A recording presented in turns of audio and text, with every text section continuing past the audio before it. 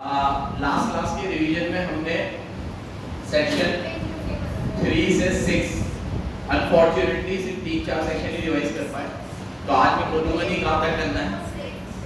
Last class में बोला था 10 तक तो करेंगे। चलो मेरी तरफ देखो जल्दी से। मैंने आपको पहले जो कल रिवाइज कराया उसका रिवीजन कर लेते हैं, ठीक है। मैंने आप लोगों को सबसे पहले बताया था प्रमोटर की डेफिनेशन।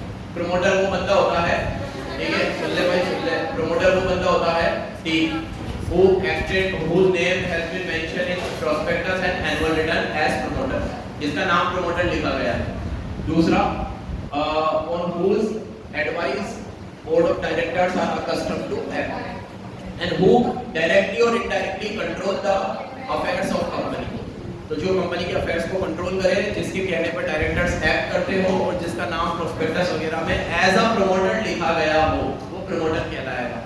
फिर मैंने आपको 3 पढ़ाया फॉर्मेशन। कोई भी कंपनी को फॉर्म करने के लिए प्राइवेट कंपनी में मिनिमम 2 और पब्लिक कंपनी में मिनिमम 7 मेंबर्स रिक्वायर्ड है। इनके कंपनी फॉर्म करने के बाद ये मिनिमम नंबर ऑफ मेंबर्स कभी भी कम नहीं होने चाहिए रिक्वायरमेंट के हिसाब से। अगर कम हो जाते हैं और 6 महीने से ज्यादा हो जाते हैं तो 6 महीने के बाद जितने भी रिमेनिंग मेंबर्स हैं उनकी लायबिलिटी अनलिमिटेड हो जाएगी। They are aware of the fact, अगर उनको इस फैक्ट की जानकारी। इसके बाद मैंने आप लोगों को बताया 4 किसका मेमोरेंडम। मेमोरेंडम के सारे क्लोज पढ़ाए, जल्दी जल्दी सुन लो। पहले मैंने आपको बताया नेम क्लोज। नेम में आपको बताया प्राइवेट कंपनी को अपने नाम के आगे प्राइवेट लिमिटेड और पब्लिक कंपनी को अपने नाम के आगे लिमिटेड लगाना पड़ता है। फिर मैंने आपको बताया सेंट्रल गवर्नमेंट के रूल्स और गाइडलाइंस के हिसाब से नाम जो है किसी और कंपनी से आइडेंटिकल ना हो, किसी और कंपनी को रिजेंबल ना करता हो, अनडिजायरेबल ना हो। अनडिजायरेबल में क्या होता है कि ऑफेंसिव ना हो या किसी के भी सेंटिमेंट्स को, पर्सनल, रिलीजियस, सोशल सेंटिमेंट्स को क्या ना करता हो, हर्ट ना करता हो। अब सेंट्रल गवर्नमेंट से पेट्रोनेज शो ना करता हो। सेंट्रल गवर्नमेंट से पेट्रोनेज मतलब अभी मैंने अगर अपने नाम के आगे भारत, इंडियन इस तरीके का लगा दिया तो इस तरह में सेंट्रल गवर्नमेंट से पेट्रोनेज शो करता हूं, तो वो ना करता हो। फिर मैंने आपको कहा था अगर आप सेक्शन 8 कंपनी खोल रहे हो तो आप council, board, charitable trust, electoral trust, ये सब वर्ड अगर यूज करना चाहते हो तो पहले प्रायर अप्रूवल लेना पड़ेगा सीजी का, तभी आप यूज कर सकते हो इस तरीके के वर्ड्स। बोर्ड, इलेक्टोरल ट्रस्ट, ये जो भी अभी मैंने आपको बताया, प्लीज वेट कर दो। सेक्शन 4 में मेमोरेंडम चल रहा है। मेमोरेंडम में नेम क्लोज। फिर आपको बताया ऑब्जेक्ट क्लोज। ऑब्जेक्ट क्लोज में आपको लिखना पड़ेगा कि किस ऑब्जेक्ट के लिए आपने कंपनी फॉर्म करी, ठीक है, किस ऑब्जेक्ट के लिए आपने कंपनी फॉर्म करी है। आपका नाम जो है वो आपके ऑब्जेक्ट क्लोज को रिजेंबल करता हो। अगर आप अपना नाम चेंज करते हो और ऑब्जेक्ट क्लोज को रिजेंबल नहीं करता, मतलब आप सॉरी आपने अपना ऑब्जेक्ट चेंज कर लिया और वो नाम को रिजेंबल नहीं कर रहा तो आपको नाम भी चेंज करना पड़ेगा। ये अपन ऑल्टरेशन में पढ़ने वाले हैं। किसमें पढ़ने वाले हैं? ऑल्टरेशन। फिर मैंने आपको पढ़ाया लायबिलिटी क्लोज। लायबिलिटी क्लोज में अगर लिमिटेड बाय शेयर्स है तो आपको ये लिखना है कि मेंबर्स की लायबिलिटी लिमिटेड है up to the amount of shares held by them. जितने शेयर उन्होंने हेल्ड कर रखे उनकी लायबिलिटी वही है, लिमिटेड बाय शेयर्स है। लेकिन अगर लिमिटेड बाय गारंटी है तो ये थोड़ा ध्यान से सुन लेना। लिमिटेड बाय गारंटी है तो आपकी लायबिलिटी लिमिटेड है up to the amount you have stated in the memorandum that you will be liable to pay in the event of winding up। ये पूरा लिखना। लिखा कहाँ है? मेमोरेंडम में। लेकिन देना कब है? वाइंडिंग अप पे। लाइफ टाइम में नहीं देना। कब देना है? और वाइंडिंग अप पे भी कितना अमाउंट देना है? अगर आपकी कंपनी की एसेट्स डेब्ट चुकाने के लिए सफिशिएंट नहीं है तो डेब्ट के लिए देना है, कॉस्ट ऑफ वाइंडिंग अप के लिए देना है और शेयर ऑफ कंट्रीब्यूटरी के लिए देना है। शेयर ऑफ कंट्रीब्यूटरी में मैंने बताया था कि अगर किसी का कंट्रीब्यूशन कम का है लेकिन उसे ज्यादा पे कर दिया है तो वो पैसा भी आपको देना पड़ेगा। इसके बाद मैंने आप लोगों को बताया लायबिलिटी क्लोज के बाद कैपिटल क्लोज। इसमें कैपिटल क्लोज में आपको कैपिटल लिखना है, ऑथराइज्ड कैपिटल लिखना है। सब्सक्रिप्शन रजिस्टर्ड ऑफिस क्लोज में स्टेट का नाम लिखना है जहां पर रजिस्टर्ड ऑफिस सिचुएटेड है। लेकिन रजिस्टर्ड ऑफिस में और भी बातें करनी है जो सेक्शन 12 में करेंगे। किसमें करेंगे? ये तो क्लोज है बस, सुन रहे हो भाई बराबर। इसके बाद मैंने आप लोगों को बताया था सब्सक्रिप्शन क्लोज, जिसमें सब्सक्राइबर का नाम लिखना है और ये बताना है कि सब्सक्राइबर ने जो शेयर्स लेने थे उन्होंने वो ले लिए और पेमेंट भी कर दी, उन्होंने ये इंचार्ज। इसके बाद मैंने आप लोगों को बताया नॉमिनेशन क्लोज। नॉमिनेशन क्लोज में मैंने आप लोगों को बताया इस पीएससी ओबीसी पे लगता है, इसमें नॉमिनी का नाम लिखना है कि कौन नॉमिनी होगा। कैसे आना होगा? लेट फिर आ लिया फोन नहीं आया तो मिलाओगे, मतलब कर लो लाने ही होगा ना। आगे इसके बाद ये तो सारे क्लोज हो गए। मेमोरेंडम के बाद सेक्शन 4 हो गया। फिर मैंने पढ़ाया सेक्शन 5 किसका, आर्टिकल। आर्टिकल में मैंने आप लोगों को पढ़ाया कि आर्टिकल जो है वो रूल्स एंड रेगुलेशन क्या है, it contain rules and regulation of company. इसमें सबसे इंपॉर्टेंट बात बताई एंट्रीचमेंट। एंट्रीचमेंट का मतलब होता है making provision more restrictive than they already are in case of special resolution. मतलब स्पेशल रेजोल्यूशन में जब कोई प्रोविजन रेस्ट्रिक्टिव हो जाता है, क्योंकि स्पेशल रेजोल्यूशन के अंदर 75% से ही आप कर सकते हो, तो वो प्रोविजन रेस्ट्रिक्टिव हो गया, तो उसको और रेस्ट्रिक्टिव बनाना एंट्रीचमेंट डालना। एंट्रीचमेंट कब डाला जाता है और किस मैटर में डाला जाता है, ये आपका है। आपको जिस मैटर में एंट्रीचमेंट डालना हो डालो। बेटर है आप शुरुआत में डाल दो, क्योंकि बाद में अगर एंट्रीचमेंट डालोगे तो आपको पब्लिक कंपनी में एसआर पास करना पड़ेगा और प्राइवेट कंपनी में सारे मेंबर्स की कंसेंट चाहिए। इसलिए अगर एक और इंपॉर्टेंट पॉइंट बता रहा हूं मॉडल आर्टिकल कि अगर आपके रजिस्टर्ड आर्टिकल में मॉडल आर्टिकल के कुछ प्रोविजन एक्सक्लूड भी नहीं किए गए और मॉडिफाई भी नहीं किए गए, तो जो प्रोविजन एक्सक्लूड भी नहीं किए गए, मॉडिफाई भी नहीं किए गए, वो आप पे एप्लीकेबल हो जाएंगे in the same manner to the same extent. Same manner जैसे कि वो होते हैं। ठीक है, सुन रहे हो? ये तो आर्टिकल हो गया। 6 तक ही पढ़ाया था, 5 हो गया है, 6 पढ़ाया था। एक्ट टू ऑर्डर, आप कोई भी memorandum, article, special resolution, board resolution, general agreement कोई भी ऐसा करते हो जो कॉन्फ्लिक्ट में है एक्ट के साथ, तो एक्ट इन सबको ओवरराइड कर जाएगा। लेकिन सेक्शन की शुरुआत होती है save as otherwise in the golden word से। क्या सेव एज अदरवाइज मतलब अगर सेव एज अदरवाइज मतलब अगर एक्ट ने सेव किया है, एक्ट ने खुद बोला है कि नहीं भैया यहाँ पे आपको मेमोरेंडम सुना जाएगा, आर्टिकल सुना जाएगा, तो वहां पे तो सुना ही जाएगा सेव एज अदरवाइज। लेकिन जहां एक्ट ने कुछ नहीं बोला और आपने मेमोरेंडम में कोई चीज लिख दी जो एक्ट के बियॉन्ड है या एक्ट के कॉन्फ्लिक्ट में है, तो एक्ट सबको क्या करेगा, ओवरराइड करेगा। क्या करेगा? अब सामने देखो, यहां तक हो गया था, 6 तक। आगे आज बात करते हैं। ओ चिंटू ओ कहां हो गए? यहां देखो, यहां सामने सामने 6 तक हो गया। अब 7 से बात करते हैं। सेक्शन 7 इनकॉर्पोरेशन, क्योंकि सेक्शन ऊपर नीचे है तो पेज नंबर इनकॉर्पोरेशन वाला निकालो 2.6। क्या है? इनकॉर्पोरेशन का पूरा प्रोसेस है, लंबा प्रोसेस है, अच्छा प्रोसेस है, ध्यान से सुनना प्लीज, मेरी तरफ देखो। सेक्शन 7 इनकॉर्पोरेशन की पहली स्टेप आती है फाइलिंग ऑफ डॉक्यूमेंट। क्या आती है? Filing of document. आपको अगर मैं प्रोसेस समझाऊं तो लोग ऐसे करते हैं कि पहले तो नाम रिजर्व करवा लेते हैं, फिर डॉक्यूमेंट बनाते हैं, फिर नाम रिजर्व कितने दिन होता है आपके लिए नाम रिजर्व? 20 दिन। तो 20 दिन में डॉक्यूमेंट सबमिट करने होते हैं। तो जैसे ही आप नाम रिजर्व कराते हो ना, तो वहां पे आता है अपलोड डॉक्यूमेंट। तो ये डॉक्यूमेंट फिर अपलोड करते हैं। तो बेटर ये है कि नाम रिजर्व करने में जल्दी मत करो, पहले डॉक्यूमेंट बना लो। डॉक्यूमेंट बनाने की कोई टाइम लिमिट नहीं, आपका ही तो है, जब बनाने हो तो बना लो, सब कुछ कर लो, फिर नाम रिजर्व करो। तो नाम आपका जैसे ही आ गया कि नेम अवेलेबल, या आ जाएगा नेम ऑलरेडी एग्जिस्ट, तो फिर आप चेंज करते जाओ, नया नाम डालो। फिर जैसे आ गया नेम अवेलेबल, ग्रीन आ गया, ग्रीन हो गया वो प्रोसेस, तो अब आपका नाम हो गया। अब वो जिस दिन हुआ ना, उसके 20 दिन के लिए आपके नाम रिजर्व हो गया, 20 दिन के लिए। तो अब नीचे आपको नीचे ऑप्शन आता है अपलोड डॉक्यूमेंट। पहले सारी डिटेल आती है, ये भरो ऊपर, फिर आता है अपलोड डॉक्यूमेंट। ये सारे डॉक्यूमेंट अब ये बने हुए, तो सारे डॉक्यूमेंट अपलोड हो गए। अब बॉल के पाले में चलिए, अब वो सारी चीजों को चेक करेंगे, वेरीफाई करेंगे और आपके घर पे सर्टिफिकेट ऑफ इनकॉर्पोरेशन आ जाएगा अगर सारे डॉक्यूमेंट सही है। नहीं तो मैसेज खेलते रहेंगे, मेल खेलते रहेंगे, मेल करेंगे ये डॉक्यूमेंट गलत था, फिर अपलोड करो, फिर ये डॉक्यूमेंट गलत था, फिर अपलोड। और इतने टाइम में वो 20 दिन की टाइम पीरियड आपकी पिक्चर बनती जाएगी। तो उनके ऊपर भी प्रेशर होता है कि वो चीजों को फास्ट करें। हालांकि वो 20 दिन के लिए जो आपका नाम रजिस्टर्ड है, आप तो एक बार तो डॉक्यूमेंट आपने सारे डाल ही दिए ना। अब अगर उनकी तरफ से डिले हो रहा है तो आपके कोई फॉल्ट नहीं हो, नाम आपके नाम पे रिजर्व ही रहेगा। ठीक है, ये सब बातें भी रूल में लिखी है। ठीक है, सेक्शन में मैंने आपको बताया है, सेक्शन उसे प्रोविजन बताते हैं, प्रोसीजर कहां लिखे हुए होते हैं, रूल में लिखे हुए होते हैं। कहां लिखे हुए होते हैं? रूल। जितने बड़े सेक्शन होते हैं ना, उससे 3 गुना ज्यादा बड़े रूल होते हैं।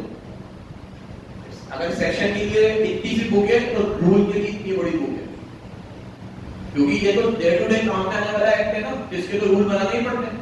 हर चीज के रूल नहीं होते। अब जैसे एक एक्ट है मोटर व्हीकल है, किसी क्या रूल बनेंगे, अगर हेलमेट नहीं पहना इतने का चालान है, उसके रूल बनेंगे ऐसे हेलमेट पहनो, ऐसे से निकलो, फिर यहाँ से चलाओ।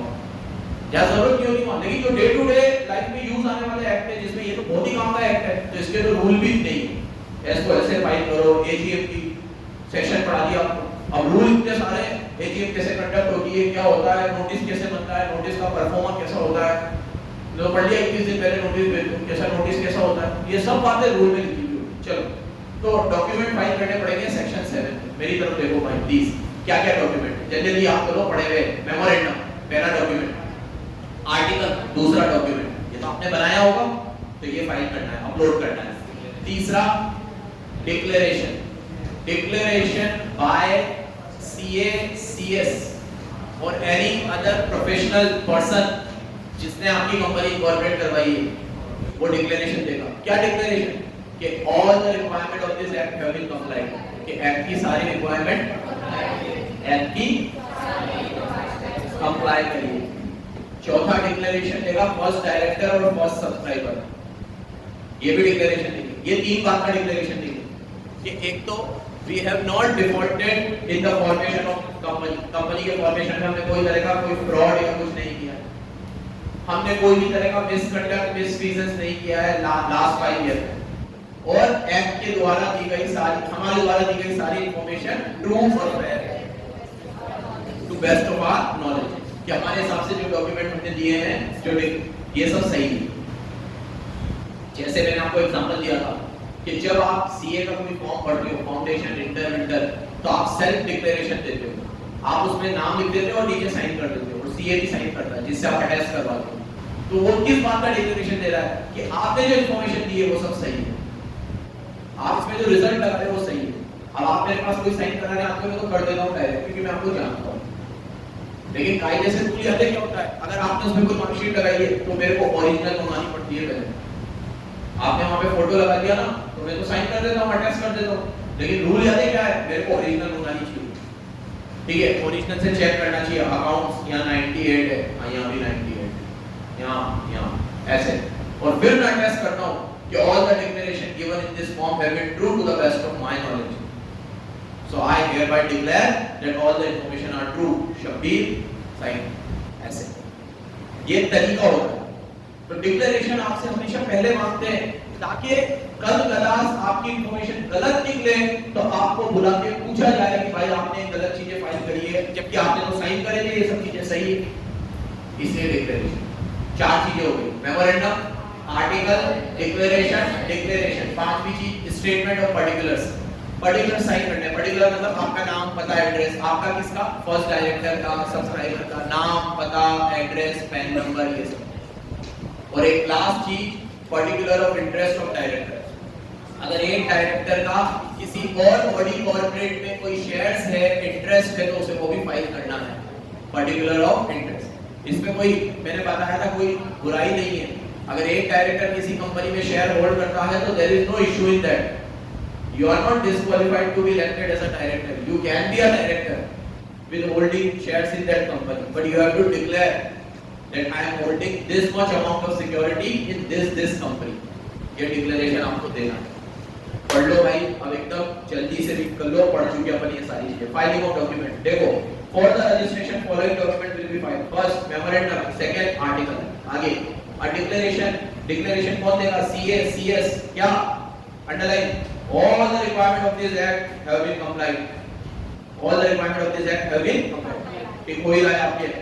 फिर अगला डिक्लेरेशन कि each of the subscriber, सारे सब्सक्राइबर डिक्लेरेशन देंगे, he is not convicted, कि उसने कोई ऑफेंस नहीं किया, he has not been guilty during 5 years, and all the documents have been filed are true to the best of his knowledge। आपके हिसाब से सारे डॉक्यूमेंट क्या है, यही बताया आपको, और क्या फाइल करना है, एड्रेस, जब तक आपका रजिस्टर्ड ऑफिस नहीं खुल जाता, जब तक आपका, तब तक एड्रेस क्यों, कम्युनिकेट कैसे करेंगे भाई, आर्टिफिशियल पर्सन हो, अभी आपको बताना होगा कि ये चीज गलत फाइल करी है, वैसे तो मेल कर देंगे आपको, लेकिन एक नोटिस भी तो भेजना पड़ेगा।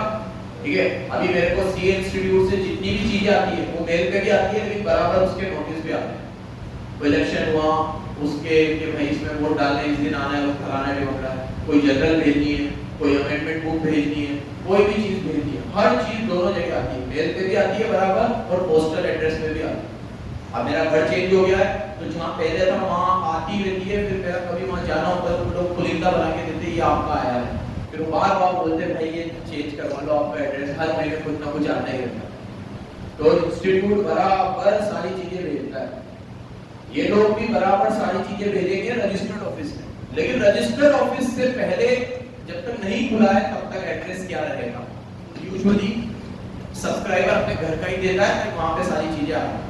आगे पर्टिकुलर्स, सब्सक्राइबर के पर्टिकुलर्स क्या, नाम पता एड्रेस, डायरेक्टर के पर्टिकुलर नाम पता एड्रेस, और particular of interest of the person mention as first director in any other form or body corporate, जिस भी फॉर्म में आपका है उसमें मतलब किसी भी फॉर्म या बॉडी कॉर्पोरेट में आपने शेयर्स ले रखे हैं तो उसका पर्टिकुलरली आपको फाइल करना है। समझ गए? रिवीजन चल रहा है सेक्शन 7 का, इसका सेक्शन 7, प्लीज इधर देखो। आगे इसके बाद आप लोगों को क्या मिल जाएगा, issue of certificate of incorporation. बस अगर आपके सारे डॉक्यूमेंट सही है तो नाम तो आप रिजर्व करवा ही चुके थे, नाम रिजर्व करवा दिया, डॉक्यूमेंट अपलोड कर दिए, बस अब आप क्या करोगे, तो वो करेंगे जो करेंगे तो वो आपको सर्टिफिकेट ऑफ इनकॉर्पोरेशन दे देंगे। क्या दे देंगे? देखो the registrar of the basis of document shall register all the document and issue certificate of incorporation. क्या दे देंगे आपको? Certificate of incorporation. उसके साथ से नंबर मिल जाएगा आपको, क्या मिल जाएगा? Corporate identity number. ये अल्फा न्यूमेरिक कोड होगा जो आपकी डिस्ट्रिक्ट आइडेंटिटी को दिखाएगा। जैसे मेरा नाम है, मेरा सरनेम है, ये मेरी आइडेंटिटी है, ठीक है। इसी आधार नंबर ये मेरी आइडेंटिटी है, पासपोर्ट नंबर ये मेरी, ये भाई ये मेरा पासपोर्ट है। हर डॉक्यूमेंट में कोई नंबर होता है, उस नंबर से ही डॉक्यूमेंट का वेरिफिकेशन होता है। सेम ऐसे ही आपको जब सर्टिफिकेट ऑफ इनकॉर्पोरेशन मिलेगा तो उसके साथ एक सिन नंबर मिलेगा जो आपका एक यूनिक आइडेंटिटी होगा कि आपकी कंपनी रजिस्टर्ड हो चुकी है इस नंबर के साथ, ठीक है। इसके बाद लास्ट क्यों बोला? क्योंकि यहां से फिर अलग सेक्शन शुरू हो जाएंगे। 4th पॉइंट में दे रखा है मेंटेनेंस। आपके जितने भी डॉक्यूमेंट्स हैं आपको लाइफ टाइम मेंटेन करने हैं। क्या मेंटेन करने हैं? ठीक है। जैसे मैंने आपको कहा था कि आप सीए में जितने भी डॉक्यूमेंट भेजो उसकी जेरोक्स हमेशा कराया करो, और वो डॉक्यूमेंट जब तक सीए नहीं बन जाते तब तक तो मेंटेन करना, ठीक है। मेरे तो बनने के बाद भी वो फाइल पूरी ऐसी कैसी पड़ी है, समझ नहीं आ रहा क्या करूं उसका, ठीक है। कोई भी हमारे सर ने सीपीटी में बात होती थी हमसे, तो उनकी बात सीरियसली लेकर मैं कोई भी डॉक्यूमेंट भेजता हूं, क्योंकि डिस्टेंस लर्निंग कोर्स है, हर चीज हमें डॉक्यूमेंट से भेजनी पड़ती है, कभी किसकी कार जरूरत पड़ जाए तो कोई भी डॉक्यूमेंट फाइल करना तो उसका एक जेरोक्स जरूर करा लेना। अब आप लोग पूरा कंपैरिजन पढ़ लिया, हर चीज 8 साल मेंटेन होती है, लेकिन कुछ चीजें ऐसी है जो जिंदगी भर मेंटेन होती है, उसमें से एक ही है सर्टिफिकेट ऑफ इनकॉर्पोरेशन के डॉक्यूमेंट। सर्टिफिकेट ऑफ इनकॉर्पोरेशन तो जिंदगी भर ही रखोगे, ठीक है। अभी मुझे डिग्री मिली है तो वो 5 साल रखूंगा क्या मैं? वो तो हमेशा ही रखूंगा ना, चिपका दी मेरे तो बोर्ड पे, ठीक है। तो वो तो आप हमेशा ही रखोगे सर्टिफिकेट, लेकिन ये सर्टिफिकेट मिलने के लिए जो डॉक्यूमेंट बनाया ना आपने, ये भी आपको हमेशा रखने हैं, कभी कोई दिक्कत आ जाए। बाकी सब चीजें आप और क्या चीजें तो लाइफ टाइम मेंटेन करते हैं। रजिस्टर ऑफ मेंबर याद है? रजिस्टर ऑफ मेंबर भी क्या होता है? लाइफ टाइम मेंटेन होता है। एक के सर्टिफिकेट के डॉक्यूमेंट और books of account life time maintain होते हैं। हाँ बोल रहा है 8 साल। Register of debenture holder redemption के बाद 8 साल, रिडम्पशन के चलो वेरी गुड, याद है ना। तो ये डॉक्यूमेंट 8 साल मेंटेन करने हैं, अरे जिंदगी भर। देखो that company shall maintain and preserve the registered office all the documents till the dissolution, lifetime maintain करने dissolution। अब 5वां 6वां 7वां ये जो 5 6 7 है ये फ्रॉड से रिलेटेड है, लिखा हुआ सेक्शन 7 में ही है, लेकिन सर्टिफिकेट यहाँ पे इनकॉर्पोरेशन पूरा हुआ, ये अलग चीज है। इसको आप रीड कर लो, मैं बता देता हूँ, प्लीज मेरी तरफ देखो। 5 में लिखा हुआ है, 5 की शुरुआत हो होगी एनी पर्सन से। देखो किससे हो रही होगी? where if any person, तो कोई भी पर्सन furnishes false और incorrect information, कोई भी बंदा अगर गलत इनकरेक्ट इंफॉर्मेशन फर्निश करता है तो जितनी भी इंफॉर्मेशन उसने फर्निश करी है अगर वो गलत पाई जाती है तो उस बंदे पे 447 लग जाएगा फ्रॉड का। किसका लग जाएगा? 447। जब मैं एनी पर्सन बोल रहा हूं तो इसमें CA, CS, first director, subscriber सब आ गए। पढ़ो। If any person furnishes false or incorrect information and he is aware of the fact, then he shall be liable for action for fraud. मैंने से वही पढ़ा जो काम का था। He shall be liable for fraud. वो fraud के लिए liable है। समझ गए? इसके बाद 6 कंपनी ऑलरेडी इनकॉर्पोरेटेड। अब उस कंपनी का क्या करें? कंपनी तो इनकॉर्पोरेट हो गई, तो उस कंपनी के जितने भी प्रमोटर है, डायरेक्टर है, फर्स्ट डायरेक्टर है जो उस समय है, उन पे भी 447 लग जाएगा अगर वो अवेयर थे इस फैक्ट्स, मटेरियल फैक्ट के सेपरेशन के बारे में। इनको पता था कि ये फैक्ट जो है ये गलत है, इनको पता था कि कंपनी गलत डॉक्यूमेंट से इनकॉर्पोरेट हुई है, सब पता था उनको, तो सब पे क्या लग जाएगा? ठीक है। अच्छा एक बात सुनना, ये जब भी बोलते हैं तो पता था और ये था, तो ये इतना आसान नहीं होता। सामने वाले को प्रूव करना पड़ता है कि भैया मैं गिल्टी नहीं हूँ, मुझे पता नहीं था, नहीं तो वो तो यही मान लेंगे कि आपको पता होगा, क्योंकि ये कहना बहुत आसान है कि मुझे पता नहीं था, और ये एक सबसे साधारण सा डिफेंस होता है जो कोई भी करता है। ये जिसने खून भी किया है, जिसने रेप भी किया है, जिसने डाके भी डाले हैं, जिसने मर्डर भी किया है, सब तरह के गुनाह किए हैं, उसके हाथ में वेपन भी है तो भी वो यही बोलेगा कि मैंने नहीं किया। तो ये सबसे ऑर्डिनरी डिफेंस होता है कि I am not aware of the fact. You have to give conclusive evidence to prove your fact that you are not aware that these documents are false. और जब भी आपको पता चल जाए कि ये फॉल्स है, तो आपको एक पब्लिक रिप्रेजेंटेशन या नोटिस दे देना चाहिए कि भैया ये गलत चीजें हैं और मैं इससे सेफ चलने के लिए, नहीं तो आप पे भी क्या लग जाएगा? पढ़ो। Where any time after incorporation prove that the company got incorporated by furnishing false information, आपने false information दी है, document और declaration file, जितने भी document वो false है, तो underline the promoter and the first director under this section shall be liable for action under 447। तो promoter और first director में क्या लग जाएगा? अब 7 पॉइंट यहाँ पे तो शुरुआत होती है एनी पर्सन से, तो सब पे 447 लग गया, और यहाँ पे तो स्पेसिफिकली बोला था फर्स्ट डायरेक्टर और प्रमोटर जिनको फैक्ट्स की जानकारी थी। और अब 7 में होगा बात कंपनी का कि जो कंपनी इनकॉर्पोरेट हुई है वो फॉल्स डॉक्यूमेंट से इनकॉर्पोरेट हुई है। तो मैंने उस समय भी एक लाइन बोली थी, अभी भी बोलूंगा कि जिस इमारत की नींव ही कमजोर है वो इमारत भी कभी भी ढल सकती है। जिस कंपनी का इनकॉर्पोरेशन ही गलत आधार पे हुआ है, गलत फैक्ट्स पे हुआ है, वो कंपनी कभी कैसे टिकेगी, उसको भी निकलना ही पड़ेगा। तो उस कंपनी का क्या करेगा? उस कंपनी के लिए ट्रिब्यूनल को एक ऑर्डर दे दो, ट्रिब्यूनल को ट्रिब्यूनल को नोटिस दे दो कि ये कंपनी इनकॉर्पोरेट हुई है फॉल्स इंफॉर्मेशन। ये नोटिस कौन देगा? रजिस्ट्रार। ये बात किसको पता है कि डॉक्यूमेंट गलत है? रजिस्ट्रार को, क्योंकि आपने डॉक्यूमेंट फाइल किसके पास की है, तो गलती भी किसने निकाली होगी? अब रजिस्ट्रार ऑर्डर क्या देगा? एप्लीकेशन देगा, किसको? ट्रिब्यूनल। ट्रिब्यूनल ऑर्डर देगा। अब ट्रिब्यूनल 4-5 ऑर्डर देगा, वो सुन लो। पहला ऑर्डर कि कंपनी का नाम स्ट्राइक ऑफ कर देगा रजिस्टर मेंबर से, तो आपको फ्रेश एप्लीकेशन नया नाम लगाना पड़ेगा, या मैनेजमेंट में फेरबदल कर देगा, मेमोरेंडम आर्टिकल चेंज करने को बोलेगा, या कंपनी में मेंबर्स की लायबिलिटी अनलिमिटेड कर देगा कि सबकी लायबिलिटी क्या अनलिमिटेड, या आपको वाइंडिंग के ऑर्डर दे देगा, या as it may deem fit, जो उसे सही लगेगा। पढ़ो। Where a company has been incorporated by false information, यहाँ तक टिक करना कि एक कंपनी अगर false information से incorporate हुई है, ठीक है, तो अब लास्ट वाला टिक करो। ट्रिब्यूनल में, तो ट्रिब्यूनल क्या करेगा? On an application made to it, अब मेड टू इट के बाद बाय रजिस्ट्रार लिख दो, on an application made to it by registrar, क्योंकि उसको एप्लीकेशन किसने दी होगी? रजिस्ट्रार। अब ट्रिब्यूनल क्या करेगा?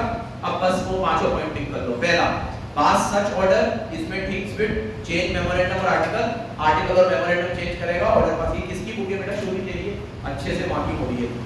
Second, direct get the liability of members, बोल देगा कि लायबिलिटी क्या हो जाएगी? अनलिमिटेड हो जाएगी। Direct the removal of the name, नाम हटा देगा रजिस्टर मेंबर में से, या डायरेक्ट वाइंडिंग अप, या वाइंडिंग अप के ऑर्डर देगा, या इसमें pass order as it may deem, जो उसे सही लगेगा ऑर्डर पास करना है। सेक्शन 7 हो गया भाई साहब, क्या हो गया? जो भी ऑर्डर पास करेगा आपको अपॉर्चुनिटी ऑफ बीइंग हर्ड जरूर देगा। क्या देगा? इतनी बार पढ़ चुके हो, याद ही आपको। क्या दिया जाएगा? Opportunity of being. अब सेक्शन 7 इनकॉर्पोरेशन है, उसी के साथ ओबीसी है, तो ओबीसी की भी बात कर लेते हैं, ठीक है।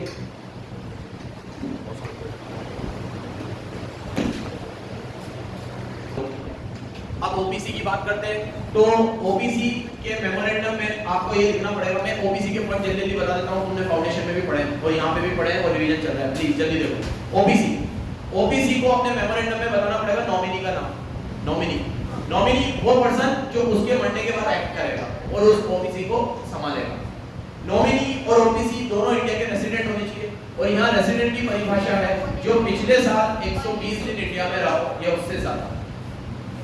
नॉमिनी में आप जिसका भी नाम दोगे उसकी रिटर्न कंसेंट लेनी जरूरी है, और नॉमिनी आप चेंज भी कर सकते हो और चेंज में भी रिटर्न कंसेंट लेनी पड़ेगी। सेक्शन 8 कंपनी जो चैरिटेबल पर्पस से खुलती है, ओबीसी उस पर्पस से नहीं खुल सकती जो सेक्शन 8 में मेंशन है। चैरिटेबल पर्पस से या किसी और से सेक्शन 8 मतलब ओबीसी खुलेगी बिजनेस करने के लिए। इसके लिए ओबीसी एक फाइनेंशियल इंस्टीट्यूशन के रूप में भी नहीं खुल सकती, क्योंकि फाइनेंशियल इंस्टीट्यूशन का काम होता है पैसों में लेन देन करना। ओबीसी का ये भी काम नहीं हो सकता। ओबीसी खुलेगी सिर्फ बिजनेस करने के लिए, क्योंकि हमने आपको ये प्रिविलेज दिए ताकि आप बिजनेस करो, ना कि आप ये दो कौड़ी के काम करो, इधर से पैसे लेके उधर घुमा दिए, इधर म्यूचुअल फंड खरीद के उधर दे दिए। ये काम तो कोई भी कर सकता है, और ये काम अगर आपको करना है तो एज इंडिविजुअली कर दो ना, उसमें ओबीसी खोलने की जरूरत है। ओबीसी का काम है इकोनॉमिक ग्रोथ में आप कंट्रीब्यूट करो, और देश का कंट्रीब्यूशन मिलता है प्रोडक्शन से, माल बनाने से, काम करने से। पैसा इधर उधर करने से कुछ भी नहीं होता, ठीक है। उसके लिए हम आपको एक प्रिविलेज नहीं दे रहे, मतलब रीजन याद रखना, इसलिए इन्होंने मना किया है कि आप एज अ चैरिटेबल या एज अ फाइनेंशियल इंस्टीट्यूशन नहीं खोल सकते। बिजनेस करो, माल करो, प्रोडक्शन, माल बनाओ, माल बेचो, बिजनेस करो। चलो पढ़ो। Memorandum of OBC indicate the name of other person who in the event of death become the member. आपको उस अदर पर्सन का नाम देना है जो आपकी डेथ के बाद मेंबर बन जाए, और अब से हम उस अदर पर्सन को क्या बोलेंगे? Nominee. Second, the nominee whose name given in the memorandum को अपनी प्रायर कंसेंट देगा। थर्ड, वो नॉमिनी अपनी कंसेंट को वापस भी ले सकता है। फोर्थ, ओबीसी जब चाहे नॉमिनी का नाम चेंज कर सकता है। फिफ्थ, चेंज करने के लिए भी मेमोरेंडम ऑल्टर नहीं करना पड़ेगा, चेंज करने के लिए मेमोरेंडम ऑल्टर नहीं करना पड़ेगा, डायरेक्ट चेंज कर सकते हो, बस इसकी इंटीमेशन किसको देनी है? रजिस्ट्रार को।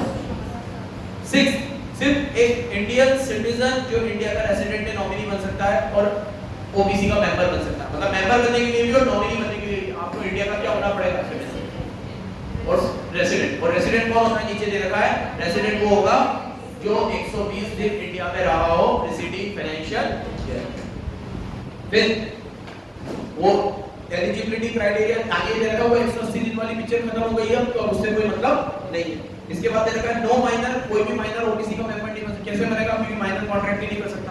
फिर आगे दे रखा है ओबीसी सेक्शन 8 के लिए नहीं खुल सकती, OBC non banking finance company के लिए नहीं खुल सकती। मतलब ओबीसी है तो ना तो वो काम करेगी जो सेक्शन 8 कंपनी करती है, ना वो काम करेगी जो एक पब्लिक फाइनेंशियल इंस्टीट्यूशन करता है। और पब्लिक फाइनेंशियल इंस्टीट्यूशन क्या करता है? पैसों में लेते हैं। ओबीसी इन कामों के लिए ये हो गया तुम्हारा सेक्शन 7, बहुत बड़ा सेक्शन था, इनकॉर्पोरेशन। ये 8 पॉइंट में याद रखना साथ और ओबीसी। अब सेक्शन 8 जल्दी से सुनो। पहले ऑब्जेक्ट। सेक्शन 8 कंपनी कौन होती है? पहले पढ़ा देता हूं, फिर रीड करेंगे। सामने देखो, सामने प्लीज। सेक्शन 8 कंपनी वो होती है जो किसी ऑब्जेक्ट को प्रमोट करने के लिए खुलती है। वो ऑब्जेक्ट क्या होता है? Health, education, science, commerce, arts, maths, bio, ठीक है, archaeological collection, sports, public welfare, charitable trust and number of activities. बस किसी ऑब्जेक्ट को प्रमोट करने के लिए खुली है, और उसका काम उस ऑब्जेक्ट के अंदर ही पैसे लगाने का है, उसका काम पैसे कमाने का नहीं। वो सेक्शन 8 कंपनी क्या है? वो देखो, section 8 company deal in the promotion of charitable object, commerce, art, science, sports, education, research, ये वो फलाना है। अब सेक्शन 8 कंपनी में दो प्रोहिबिशन है। रेस्ट्रिक्शन नहीं बोलूंगा, क्या बोलूंगा? रेस्ट्रिक्शन बोलूंगा तो छोटा हो जाएगा शब्द, क्या बोलूंगा? दो प्रोहिबिशन। क्या दो प्रोहिबिशन है? एक तो सेक्शन 8 कंपनी डिविडेंड नहीं दे सकती, कैन नॉट टेक, और they have to apply the fund towards the object of the company. वो अपने फंड को कहां अप्लाई करेंगे? के ऑब्जेक्ट को प्रमोट करने के लिए। बस ये बात है। इसके बाद सेकंड पॉइंट पे आता है power of central government to issue licence, कि सेंट्रल गवर्नमेंट आपको लाइसेंस देगी। देखो अगर आप सेंट्रल गवर्नमेंट को एप्लीकेशन दोगे कि हमने कंपनी खोली है for the promotion of sport, for the promotion of art, for the promotion of science, for the promotion of charity या फॉर चैरिटेबल पर्पस और फॉर रिलीजियस पर्पस, जिस भी पर्पस के लिए खोली है, जैसे स्कूल होते हैं वो प्रमोशन ऑफ एजुकेशन में आ जाते हो, तो जितने भी स्कूल है वो सब सेक्शन 1 कंपनी है, अगर वो कंपनी है। नहीं तो स्कूल कोऑपरेटिव सोसाइटी में भी खुल सकते हैं, फिर वो कोऑपरेटिव सोसाइटी। कोटा में तो मैं जितने भी स्कूल जाता हूँ सब कोऑपरेटिव सोसाइटी कंपनी की, लेकिन कंपनी खोलना चाहे स्कूल वाले तो इसमें खोल लेंगे सेक्शन 8, फिर कंपनी से लग जाएगा, फालतू क्या मतलब है। कोऑपरेटिव सोसाइटी में भी यही दो बातें लिखी हुई है कि ऑब्जेक्ट को प्रमोट करने के लिए पैसा लगाओगे या और डिविडेंड ले लोगे। तो जितनी भी ये सेक्शन 8 कंपनी है ना, अरे कोऑपरेटिव सोसाइटी है, उनके अंदर भी यही दो बातें हैं। अब जैसे मुर्सा प्रकाश का जैसे मॉडल स्कूल है, करोड़ों का टर्नओवर है, स्कूल भी बहुत बड़ा है, बच्चे बहुत बड़े हैं, तो अब ज़्यादा से ज़्यादा वहाँ पे जैसे जो सर है, दीपक सर है, वैभव सर है, जो भी डायरेक्टर है, उनकी मैम वाइफ है, ये लोग ज़्यादा से ज़्यादा क्या उठा पाते हैं उसमें से सैलरी, क्योंकि डिविडेंड तो ले नहीं सकते। तो अगर गले में 10 करोड़ रुपए पड़ेंगे तो सैलरी उठा पाता है। सैलरी एक जने की मान लो तुम्हें 1 करोड़ रुपए साल की सैलरी है, तो बस वो 1 करोड़ रुपए पे उनका इनकम टैक्स लग ही जाता है, क्योंकि सैलरी जो है 30% दे देते हो, सूखा 70 लाख उनके बन जाते हैं। वो पैसों का कुछ नहीं कर पाते हो, इसीलिए वो स्कूल पे स्कूल खोलते रहेंगे, स्कूल को अच्छा करते रहेंगे, ठीक है, सब कुछ, क्योंकि क्या करें, खर्चा तो वही कर सकते हैं, कर ही नहीं सकते कोऑपरेटिव सोसाइटी में और इसमें।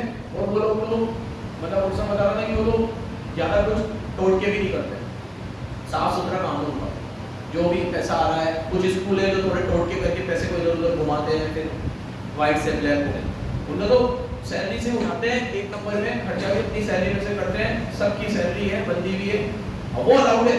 मैं काम कर रहा हूँ, अपने सेक्शन 8 कंपनी खोली है मैंने, तो उसमें मैं काम तो कर ही रहा हूँ ना, सुबह से रात तक रहा हूँ, तो सैलरी भी नहीं लूंगा, सैलरी लूंगा, डिविडेंड नहीं लूंगा। अब प्रॉफिट जो बचेगा वो प्रॉफिट उसी में रहेगा और वो ऑब्जेक्ट के अंदर ही वापस काम में।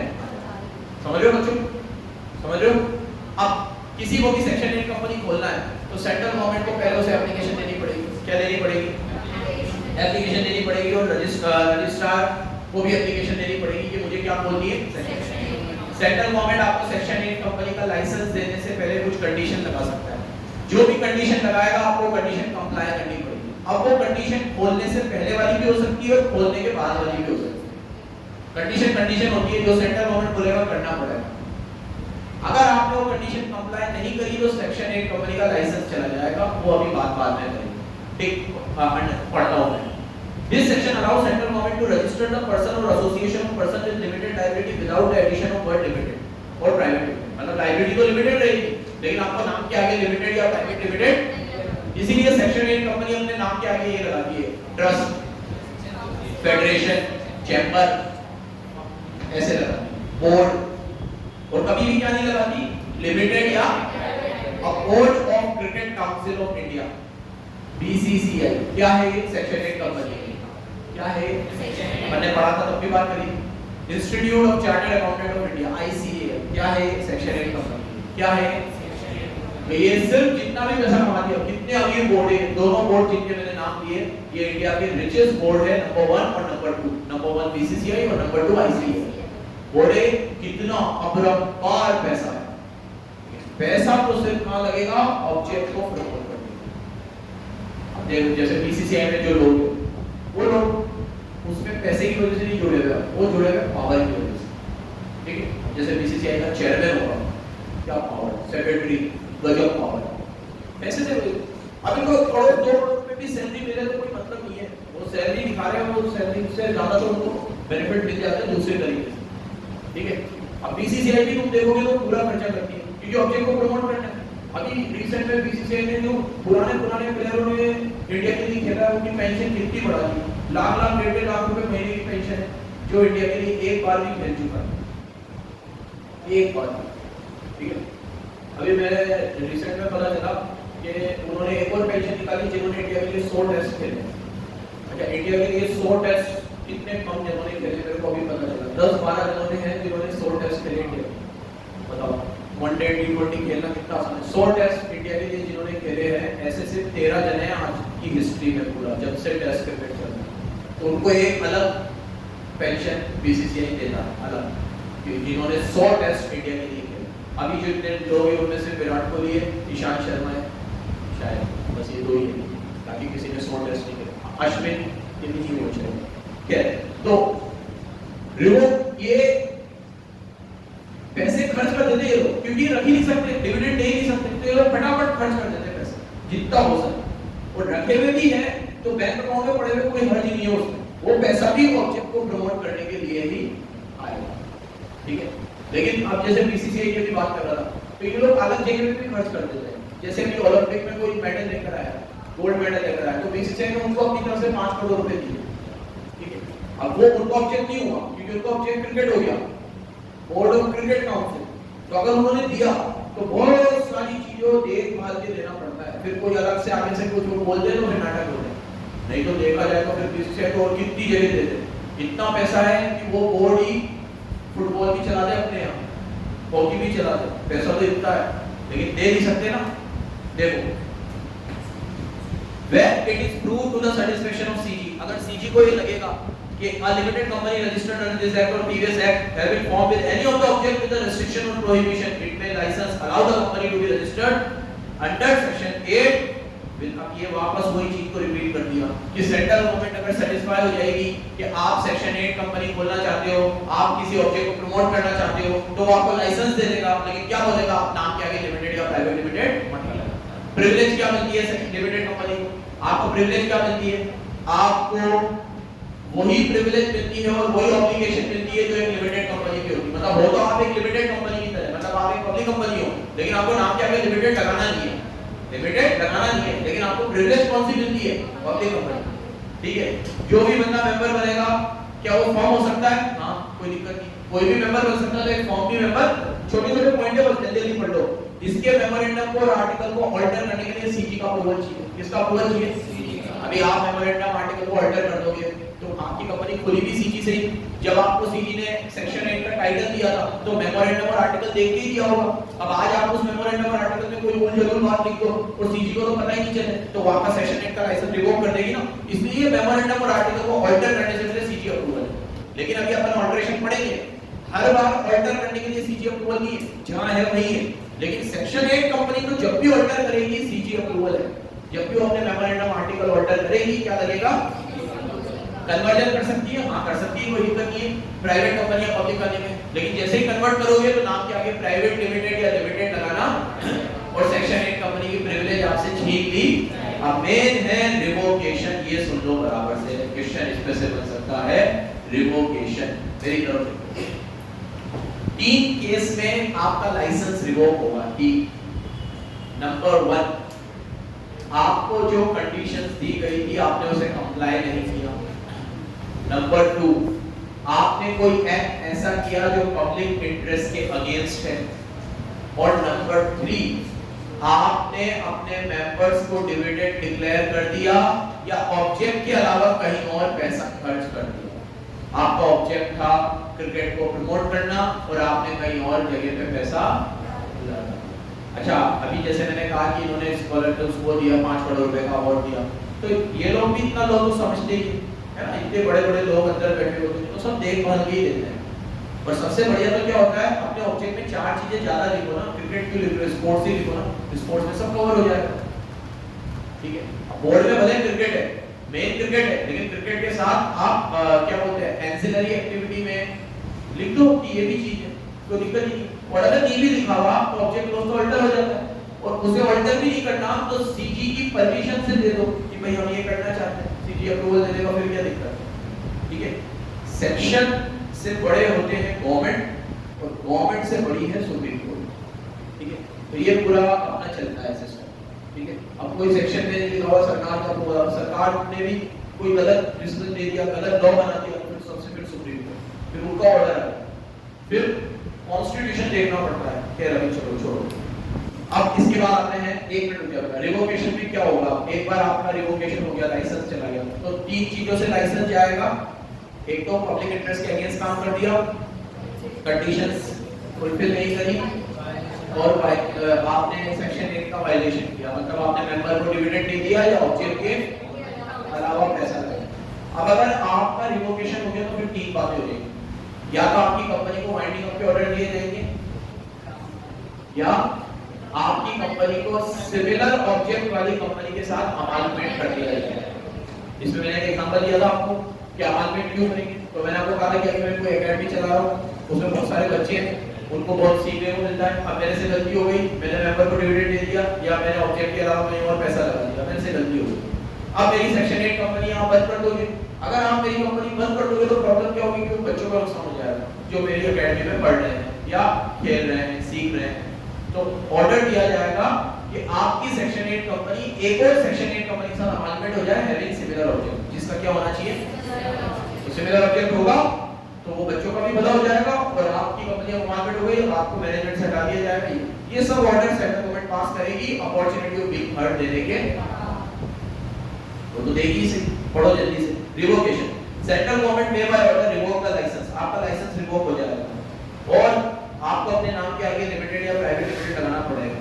लेकिन कब रिवोक होगा ये देखो, underline, where the affairs are conducted fraudulently, आप फ्रॉड कर रहे हो, वायलेशन ऑफ द ऑब्जेक्ट, आपने ऑब्जेक्ट क्लॉज का वायलेशन किया है, prejudicial with public interest, कोई ऐसा काम किया है जो पब्लिक इंटरेस्ट के अगेंस्ट, तो आपका लाइसेंस क्या हो जाएगा, रिवोक। एक बार रिवोक हो गया तो आपको अपने नाम के आगे लिमिटेड या प्राइवेट लिमिटेड लगाना और आप एक नॉर्मल कंपनी की तरह काम करोगे। लेकिन ये तो बहुत छोटी बात हुई, आप तो कर लोगे नॉर्मल कंपनी की तरह काम। ये कब बोला जाएगा नॉर्मल कंपनी की तरह काम करो, अब आपने जो पैसा दिया कमाया फिर उसका हिसाब होगा, वो गवर्नमेंट की ट्रेजरी में डलेगा, फिर आपको बोला जाएगा now you can function as a normal company.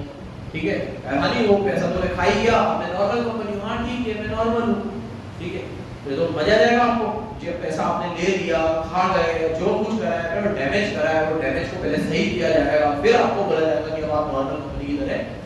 Point number 2 में लिखा हुआ है सेंट्रल गवर्नमेंट को अगर लगेगा पब्लिक इंटरेस्ट में एसेंशियल है तो वाइंडिंग अप के ऑर्डर भी दे सकती है। क्या दे सकती है, या फिर amalgamation with another company having similar object, या आपकी कंपनी को अमालमेंट कर दिया जाएगा सिमिलर ऑब्जेक्ट के साथ। इन दैट केस आपकी सारी प्रॉपर्टीज उसके साथ मर्ज हो जाएगी, सब कुछ हो जाएगी। और चौथे पॉइंट में लिखा हुआ है if on the winding up, अगर वाइंडिंग अप का ऑर्डर देती है तो जितनी भी प्रॉपर्टी आपकी है उसको बेचा जाएगा और उससे जो पैसा आएगा लायबिलिटी चुकाई जाएगी और जो बच जाएगा वो गवर्नमेंट के ट्रेजरी में चला जाएगा। कहां चला जाएगा, गवर्नमेंट ने एक फंड बनाया है इंसॉल्वेंसी एंड बैंक्रप्सी फंड। क्या बनाया है, कभी ये फंड का नाम भूल भी जाओ तो लिख देना गवर्नमेंट के ट्रेजरी में चला जाएगा, नंबर पूरे में नहीं, क्योंकि ये सारे फंड सेंट्रल गवर्नमेंट ही मेंटेन करता है, तो इधर आए उधर आए गवर्नमेंट के खजाने में ही जाता है।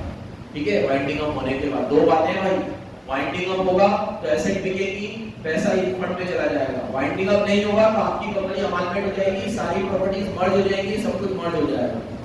लेकिन स्टिल जो कल्प्रिट है, जिसने ऑफेंस किया है, उसको तो सजा मिलेगी। ठीक है, कंपनी का कुछ नहीं होगा, कंपनी की आइडेंटिटी को हम सेफ रखेंगे कि उसको मर्ज कर दिया ताकि एसेट वेसेट सब सही रहे, बच्चों का नुकसान ना हो, ये ना हो। लेकिन जो कल्प्रिट है उसे तो सजा मिलेगी जिसने वायलेशन किया है, किसका, सेक्शन 8 का। क्या वायलेशन किया है, या तो डिविडेंड ले लिया या ऑब्जेक्ट के अलावा कहीं पैसा लगा दिया, और दूसरा क्या करा, पब्लिक इंटरेस्ट के अगेंस्ट काम किया, और तीसरा क्या किया, जो कंडीशंस मिली थी वो फुलफिल। बेटा आप कुछ सुनते हो, सामने देखा करो।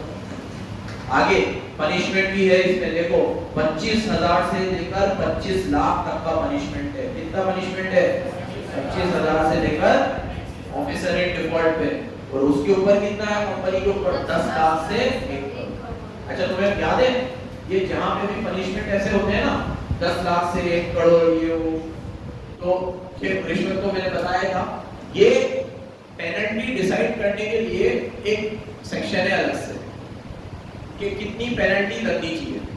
उसपे जो ऑफिसर होता है जो पेनल्टी लगाता है, उसको 4 से 5 फैक्टर्स का ध्यान रखना होता है पेनल्टी लगाते वक्त। एक तो साइज ऑफ कंपनी, कंपनी कितनी बड़ी है, nature of business, nature of default और फ्रीक्वेंसी ऑफ डिफॉल्ट, कि डिफॉल्ट कितनी बार किया जाता है। अब आप हर साल ही एनुअल रिटर्न फाइल नहीं करते तो आप पे मैक्सिमम पेनल्टी लगाई जाएगी, क्योंकि फ्रीक्वेंसी बहुत ज्यादा है।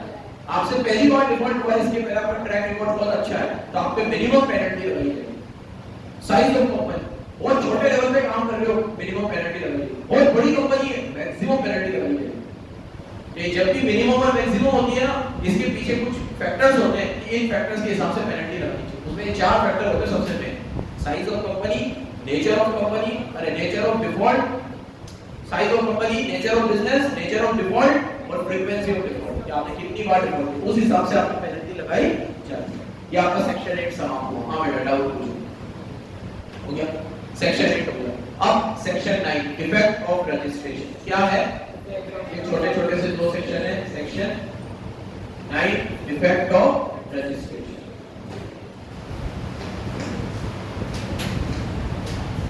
देखो एक आगे आपको कुछ प्रिविलेज भी दे रखी है कि सेक्शन 8 कंपनी को कुछ प्रिविलेज मिलती है। क्या प्रिविलेज मिलती है?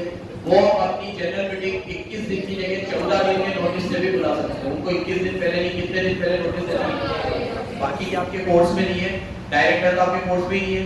हर कंपनी को मिनिमम डायरेक्टर रखने पड़ते हैं, रोटेशनल के रूल होते हैं डायरेक्टर के, वो सब सेक्शन में नहीं लगते हैं।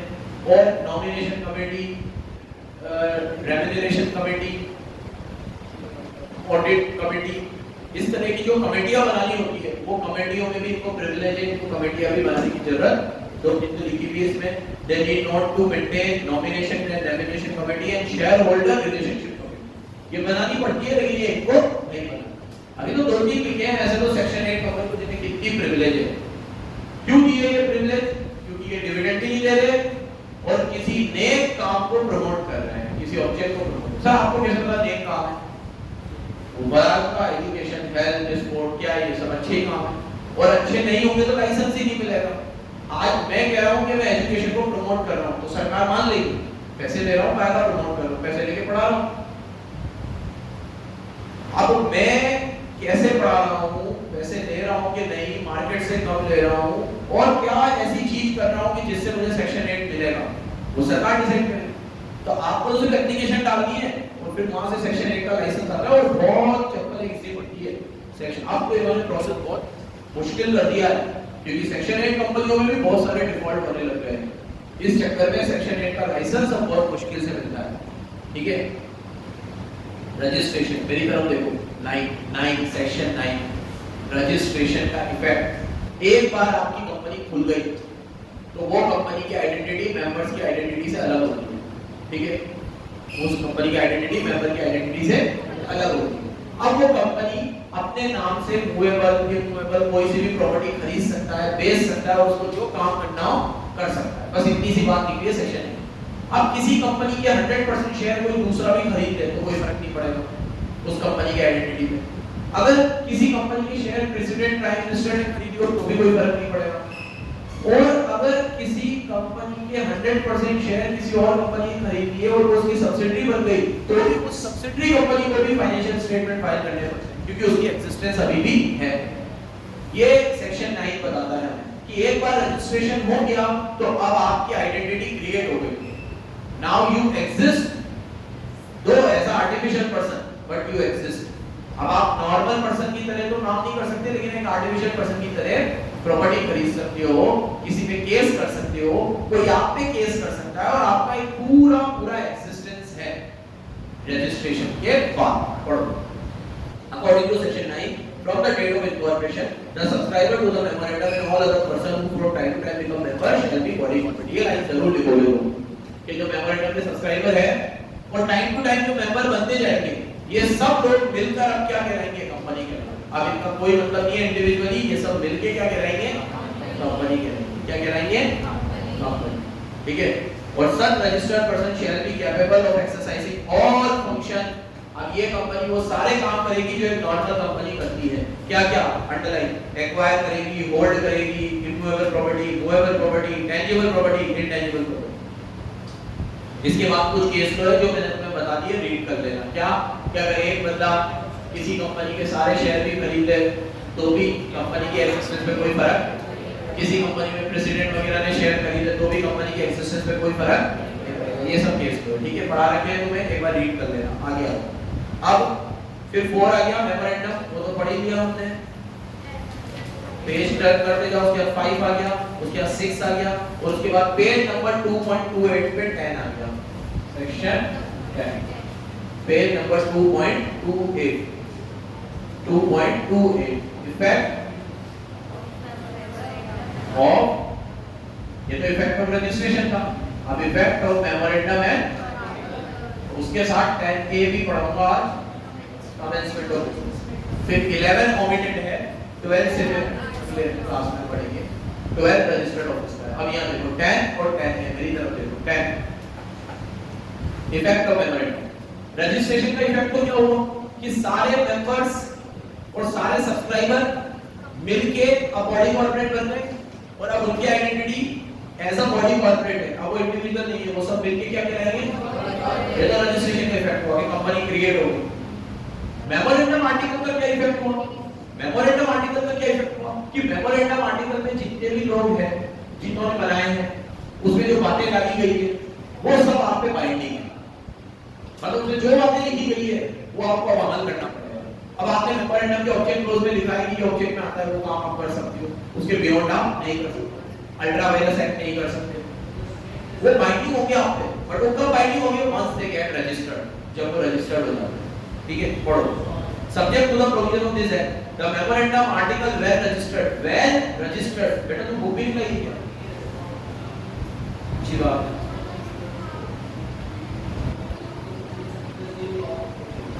Share memorandum and article share when registered, जब रजिस्टर्ड होंगे तो बाइंड द कंपनी, वो बाइंड करेगी कंपनी एंड मेंबर। अब मेमोरेंडम बन गए तो कंपनी को बाइंड करेगा, मेमोरेंडम बन गए तो वो मेंबर को बाइंड करेगा। ठीक है, लेकिन एक मेंबर दूसरे मेंबर को बाइंड, ये तो अलग अलग है ना। देखो here out to the same extent as they were registered by sign and each other। अब इसको अच्छे से कंक्लूड कर रखा है नीचे कि on the basis of memorandum company is liable to member, company member के लिए लायबल है, member is liable to company, member भी कंपनी के लिए लायबल है, बट नॉर्मली मेंबर एक दूसरे के लिए लायबल। ठीक है, अब जितना भी पैसा आपने मेमोरेंडम में लिखा है कि आप कंपनी को पे करोगे वो आपको पे करना पड़ेगा। कंपनी ने लिखा है कि वो मेंबर को पे करेगी तो कंपनी को भी पे करना पड़ेगा। मतलब मेमोरेंडम बाइंडिंग होता है। क्या होता है? ये उसका इफेक्ट है। लेकिन कब? मेन बात याद रखना, व्हेन रजिस्टर्ड, जब रजिस्टर हो जाता है। उसके पहले आप मेमोरेंडम आर्टिकल बना रहे हो, कागज का टुकड़ा है, लेकिन एक बार रजिस्ट्रार को फाइल कर देते हो और वो रजिस्टर हो जाता है और उसके बेसिस पे आपको सर्टिफिकेट ऑफ इनकॉर्पोरेशन मिल जाता है तो फिर वो बाइंडिंग होती है। क्या होते हैं वो? अब लास्ट 10A आप इसके पीछे देखोगे तो 13 है, लेकिन पहले अपन 10 फिर 14 है, फिर 12 है, 17 है, कहां है 10 है? 2.38 पेज नंबर पे कहां है? 10A। इसका नाम है declaration for commencement of business. क्या है ये?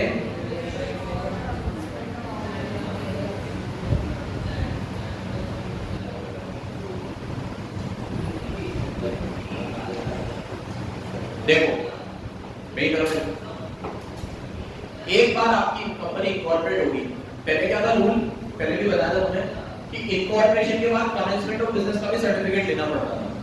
तो कंपनी खुल गई, अब बिजनेस कर रहा हूं, प्रोडक्शन कर रहा हूं, सेल कर रहा हूं, तो उसके लिए कमेंसमेंट ऑफ बिजनेस का भी एक सर्टिफिकेट और लगता था। अब ऐसा नहीं है, अब थोड़ा सा वेरिएशन। अब क्या है कि जैसे ही आपकी कंपनी खुल गई तो उसके 180 दिन में आपको एक डिक्लेरेशन देना है। क्या डिक्लेरेशन? कि हमारा रजिस्टर्ड ऑफिस खुल चुका है और जितने भी सब्सक्राइबर ने जो शेयर लेने को बोला था उन्होंने वो शेयर ले लिए हैं। ये दो बात का डिक्लेरेशन आपको 180 दिन में देना है। एक बार आपने डिक्लेरेशन दे दिया 180 दिन में, अब आप कमेंसमेंट ऑफ बिजनेस कर सकते हो, यू कैन कमेंस बिजनेस, नहीं तो नहीं कर पाओगे। अब बिजनेस का सर्टिफिकेट नहीं लेना, पहले सर्टिफिकेट लेना पड़ता था, अब डिक्लेरेशन देना पड़ता है। एक बार डिक्लेरेशन दे दी तो अपने आप बिजनेस कमेंस कर सकते हैं, डिक्लेरेशन नहीं दी तो बिजनेस कमेंस करने में दिक्कत है, कर ही नहीं पाओगे, दिक्कत क्या है? पढ़ो, ये याद रखना, पुरानी चीज से कंपेयर करवा रहा हूं आपको। पहले ये था कि कमेंसमेंट ऑफ बिजनेस का सर्टिफिकेट लेना पड़ता था सारी बातें बताकर, अब कोई सर्टिफिकेट नहीं लेना, क्या बार-बार सर्टिफिकेट ले तो लिया है, इनकॉर्पोरेशन का सर्टिफिकेट, दो डिग्री लो, ठीक है, ले ली ना। अब क्या करो, बस एक डिक्लेरेशन दे दो कि देखो भाई हमारा रजिस्टर ऑफिस भी था, वो भी वेरीफाई हो गया है, और एक आपको जो बोला था सब्सक्राइबर को शेयर में लेने होते हैं वो भी सबने ले लिए, सब कुछ हो गया है, बस एक थोड़ी सी डिक्लेरेशन दो, बिजनेस कमेंस करो। पढ़ो, after commencement of companies in 2019 में आई amendment, a company having share capital shall not commence business, आप बिजनेस कमेंस नहीं कर सकते, borrowing नहीं कर सकते, मतलब आप सिर्फ कंपनी खोल के बैठे हो, डमी कंपनी हो आप बिजनेस ही नहीं कर सकते unless कब तक a declaration is filed by director, जब तक डायरेक्टर एक डिक्लेरेशन नहीं दे देता 180 दिन के अंदर। और क्या डिक्लेरेशन देगा? अगली line, every subscriber has paid the value of the shares agreed to be taken by them, मतलब उन्होंने जो शेयर देने को बोला था उन्होंने वैल्यू पे कर दी है। और second, verification of registered office, हमने रजिस्टर्ड ऑफिस का क्या करवा दिया? खोल भी दिया और रजिस्टर्ड ऑफिस को वेरीफाई भी करवा, देखो ये है हमारा रजिस्टर्ड ऑफिस। अब सेक्शन 12 में पढ़ेंगे वेरीफाई कितने दिन में होता है, वेरीफाई भी करवा दिया। और इस बात का डिक्लेरेशन देने के लिए 6 महीने, आपको 6 महीने 180 सड़ी सी डिक्लेरेशन है, ठीक है। एक बार में आप आराम से फाइल कर दो और फिर बिजनेस स्टार्ट करो। पहले तो कमेंसमेंट ऑफ बिजनेस का सर्टिफिकेट ऑब्टेन करना पड़ता था, जिसमें भी अलग से टाइम लगता था फिर, और उसमें डॉक्यूमेंट भी बहुत सारे लगते थे। आगे इफ एनी डिफॉल्ट, अगर कोई भी डिफॉल्ट किया तो ऑफिसर इन डिफॉल्ट पे कितना फाइन है? 50,000, और पर डे के हिसाब से 1,000। क्या फाइन देके छूट जाओगे आप? फाइन देने के बाद और भी बड़ा फाइन तो क्या लगेगा आपको? क्या आप कमेंसमेंट नहीं कर, बिजनेस कमेंस पढ़ो आगे। Where no declaration has been filed within 180 days, registrar has reasonable cause to believe company is not carrying on any business, he may without prejudice to 2, मतलब without prejudice मतलब subsection 2 को नुकसान पहुंचाए बिना। Subsection 2 क्या है? पेनल्टी, मतलब penalty को नुकसान पहुंचाए बिना, मतलब पेनल्टी को देंगे लेकिन उसके साथ क्या करेंगे? Initiate action for the removal of companies name, अब कंपनी का नाम रजिस्टर ऑफ मेंबर में से हटा देंगे, रजिस्टर ऑफ कंपनी में से हटा किसका नाम? कंपनी का नाम, क्योंकि आप बिजनेस कर नहीं रहे हो। बिजनेस कर रहे हो तो डिक्लेरेशन दे ही देते, डिक्लेरेशन नहीं दिया तो बिजनेस नहीं कर रहे, और डिक्लेरेशन देने दिया बिजनेस कर भी नहीं सकते, तो बिजनेस भी नहीं कर रहे हो, डिक्लेरेशन भी नहीं दे रहे हो, तो क्यों बैठे हुए हो? फालतू में एक कंपनी क्यों बढ़ा रहे हो? कंपनी का नाम रजिस्टर ऑफ फॉर्म में से हटा दिया।